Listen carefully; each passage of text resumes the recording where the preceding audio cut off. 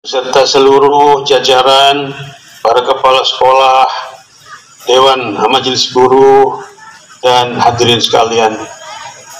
Yang amat terpelajar, Adinda Dr. Harafandi Dahri, alhamdulillah beliau berkenan sama-sama kita pagi hari ini. Yang amat saya hormati Dewan Pembina Beco Sudarmadi dan segenap kepala sekolah, majelis guru, dan para hadirin yang saya muliakan. Bersyukur kita kepada Allah Subhanahu wa Ta'ala atas limpahan rahmat dan karunia-Nya. Salawat dan salam semoga terlimpah kepada junjungan kita Nabi Allah Muhammad Sallallahu Alaihi Wasallam, pada keluarga beliau, sahabat beliau, sampai dengan kita umatnya sekalian hingga akhir zaman. Mohon izin Tuan Guru, tiang dalam perjalanan niki dari Pancor ke Mataram. Kalau dulu Tuan Guru masih di Lombok, Pak Profesor Harafandi masih di Indonesia, jarak dari Pancor ke Mataram itu bisa kita tempuh 1 jam. Sekarang ini 2 jam belum tentu tembus, karena memang padatnya arus lalu lintas yang menunjukkan bertambah majunya perekonomian masyarakat kita. Alhamdulillah kita bersyukur kepada Allah Subhanahu wa Ta'ala, dan untuk itulah dalam perjalanan ini Hampura Agung Sinampura tiang dalam perjalanan mengikuti Zoom meeting dari acara rapat sosialisasi pedoman kerja Yayasan Mi'rajus Sibyan. Saudara-saudaraku semua, para pejuang Jundullah, para laskar-laskar Allah Subhanahu wa Ta'ala di bidang pendidikan, saya melihat bahwa ada beberapa indikator yang menentukan maju mundurnya sebuah lembaga pendidikan. Dan barang tentu mudah-mudahan ini bisa kita terapkan dalam lingkungan kita. Yang pertama adalah maju mundurnya sebuah lembaga pendidikan tergantung dari fasilitas yang dimilikinya.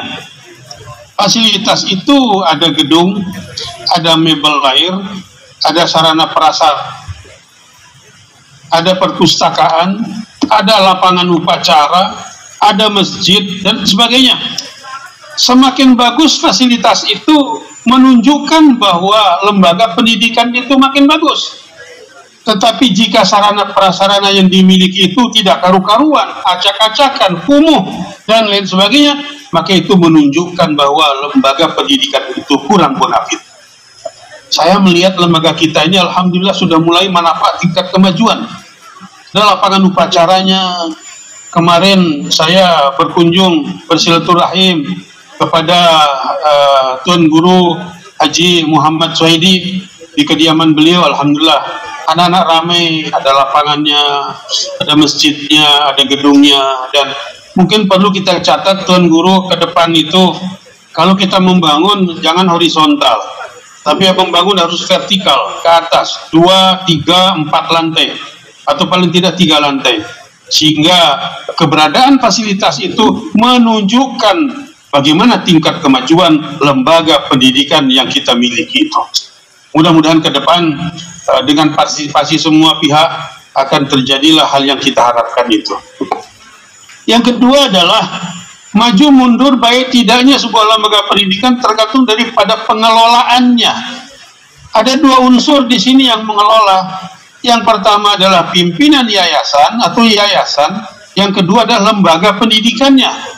Di lembaga pendidikan itu ada kepala sekolahnya, seperti diinformasikan tadi Tuan Guru, dari SD, SMP, kemudian SLTA, lalu ada pondok pesantrennya. Nah, lembaga-lembaga inilah yang menentukan maju mundurnya kualitas daripada pendidikan yang kita laksanakan. Sejauh mana keterpaduan fungsi kedua lembaga ini harus menjadi satu. Nah, baru saja kita dengarkan bagaimana izin dijabarkan oleh Tuan Guru Suhaidi, lalu kemudian berpadunya antara pengurus yayasan dalam programnya, kemudian disambut dan dijalankan oleh lembaga-lembaga yang ada, pimpinan-pimpinan sekolah beserta gurunya, itu akan menentukan kualitas daripada pendidikan yang kita hasilkan di situ. Jika pengurus yayasannya ke kanan, lembaga atau pimpinan sekolahnya ke kiri, tidak pernah bertemu, itulah yang menjadi salah satu faktor yang memundurkan kualitas lembaga pendidikan itu. Oleh karena itu, jika sekarang dilaksanakan sosialisasi pedoman kerja, maka yang harus berperan di situ adalah ya tentu para kepala sekolah, anggota majelis guru dan sebagainya yang melaksanakan pedoman kerja itu, diawasi oleh yayasan, oleh dewan pembina dan sebagainya. Jika keterpaduan kedua lembaga ini sudah menjadi bersatu, maka insya Allah kualitas pendidikan yang kita hasilkan di lembaga ini sudah barang tentu akan menjadi sesuatu yang membanggakan. Yang ketiga adalah maju mundurnya tergantung daripada kualitas pendidiknya. Adakah program di tempat kita ini yang memberikan beasiswa, atau paling tidak mengupayakan adanya beasiswa dari tempat-tempat yang lain, diikhtiarkan oleh lembaga, oleh yayasan kepada guru-gurunya yang S1 naik ke S2, S2 naik ke S3. Alhamdulillah, jika itu ada, maka sudah barang tentu para guru harus meningkatkan kualitasnya. Tidak sukar untuk mendapatkan beasiswa pada masa sekarang ini. Hanya dengan kemampuan bahasa Inggris dan bahasa Arab kita ikut tes, TOEFL-nya sekian. Banyak sekali lembaga-lembaga yang menawarkan beasiswa. Karena itu saya menganjurkan kepada Bapak Ibu, anggota majelis guru di lembaga ini, kejarlah prestasi itu melalui peningkatan kualitas. Alhamdulillah, Pak Prof. Harfandi, saya kemarin ikut wisuda, alhamdulillah ya. Dalam usia 67 tahun, saya S3.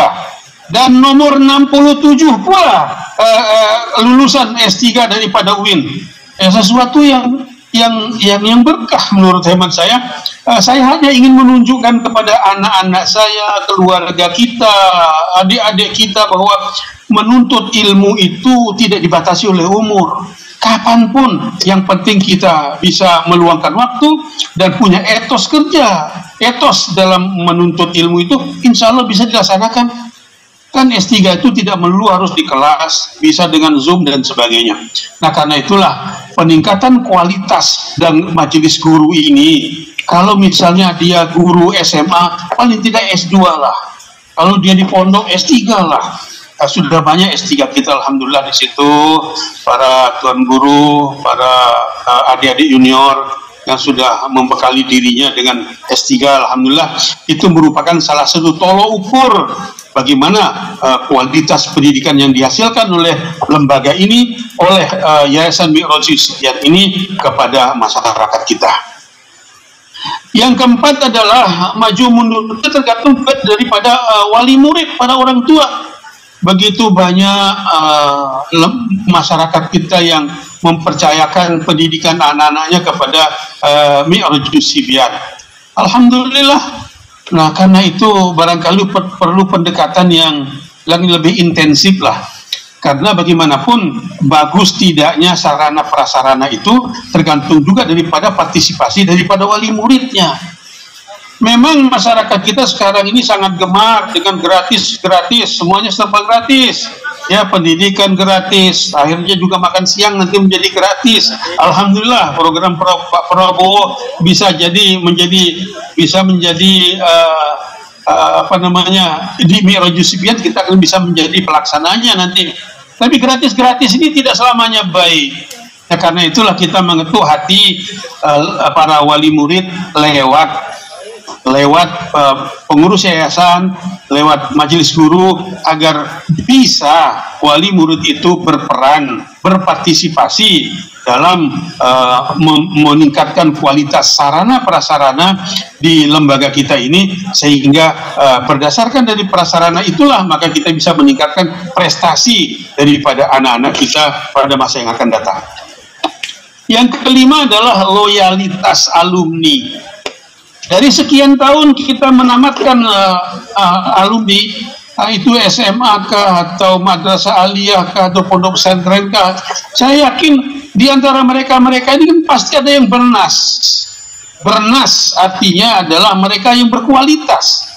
Kalau produknya berkualitas, maka dia diterima oleh masyarakat, lalu kemudian dia berpartisipasi kepada masyarakat, maka sudah barang tentu dampak positifnya itu akan bermuara kepada pondok pesantrennya, kepada alma maternya.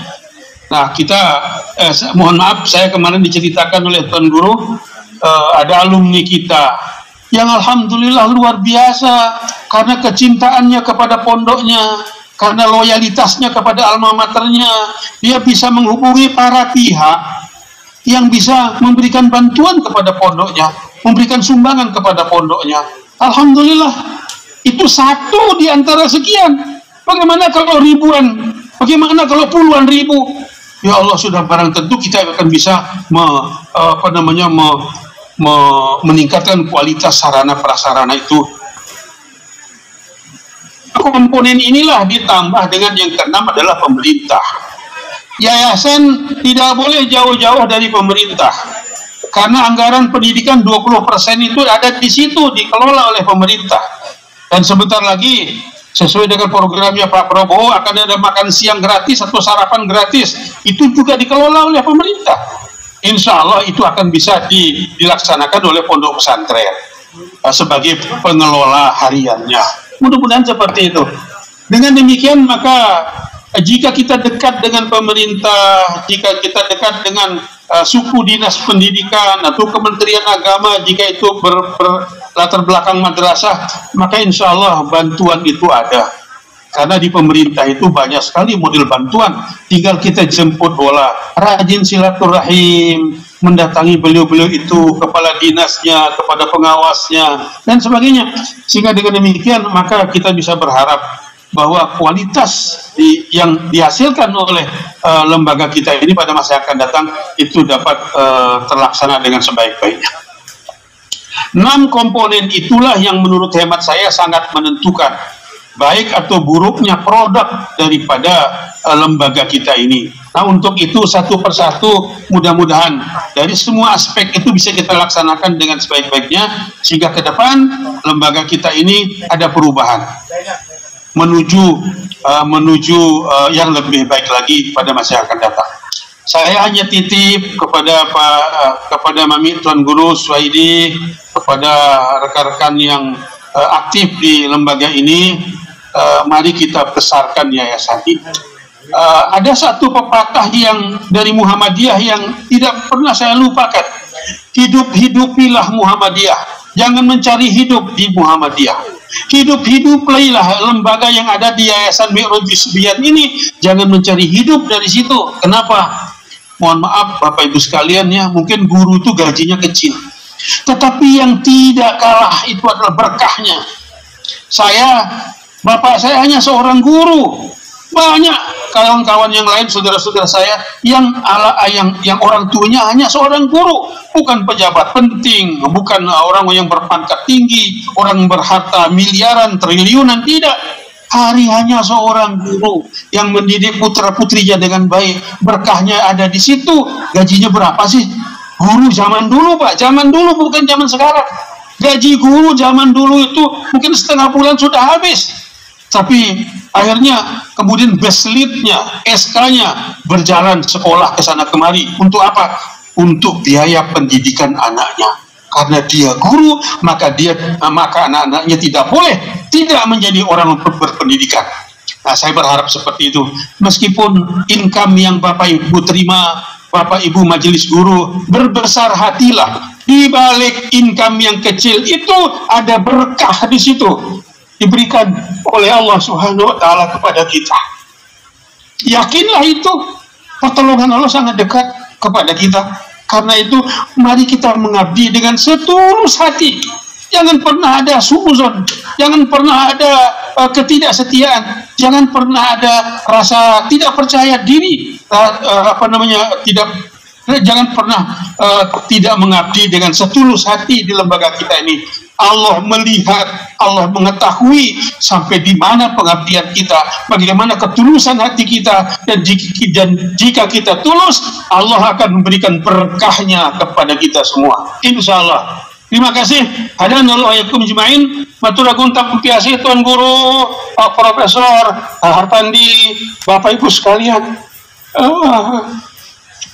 Insya Allah dengan sekuat tenaga sesuai dengan kemampuan saya akan membantu perguruan kita ini dengan sepenuh hati juga, insya Allah. Jika ada tutur kata yang kurang, saya mohon maaf. Itulah yang bisa saya sampaikan pada kesempatan ini. Wallahu muwaffiq wal hadi ila sabilir rasyad. Wassalamualaikum warahmatullahi wabarakatuh.